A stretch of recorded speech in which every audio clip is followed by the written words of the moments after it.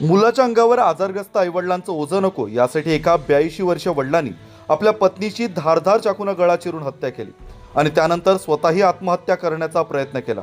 या घटनेने एकच खळबळ उडाली आहे। वसईच्या सांडोर परिसरातील कराडीवाडी येथे शनिवारी रात्री ही घटना घडली। अर्पिना परेरा वय वर्ष 74 असं मयत पत्नीचं नाव असून गॅब्रियल परेरा वय वर्ष 82 असे पतीचं नाव आहे। हे जोडपे त्यांचा 51 वर्ष मुलगा ब्रुनो, त्याची पत्नी आणि त्यांच्या मुलासोबत राहत होते। दोघेही दाम्पत्य वयोवृद्ध असल्यानं अनेक वर्ष आजारांशी झुंजत होते। याच नैराश्यात येऊन घरी कोणी नसताना पती गॅब्रियल याने पत्नीची गळा चिरून हत्या केली। त्यानंतर चाकूने स्वतःवर वार करून आत्महत्येचा प्रयत्न केला। मुलगा व सून घराबाहेर गेले होते।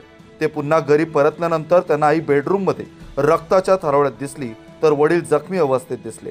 त्यानंतर या दोघांना रुग्णालयात उपचारासाठी दाखल करण्यात आले, मात्र डॉक्टरांनी अर्पिना हिला मृत घोषित केले, तर जखमी गॅब्रियल यावर रुग्णालयात उपचार सुरू आहेत। या प्रकरणी वसई पोलीस ठाण्यात या संदर्भात हत्येचा गुन्हा नोंद केला आहे।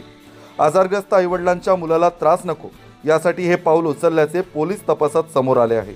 मात्र वयोवृद्ध गॅब्रियल जखमी असल्यानं या गुन्ह्यात पोलीस त्यांना त्यांची प्रकृती सुधारल्यानंतर अटक करून न्यायालयात हजर करणार असल्याची माहिती पोलीस सूत्रांकडून मिळत आहे।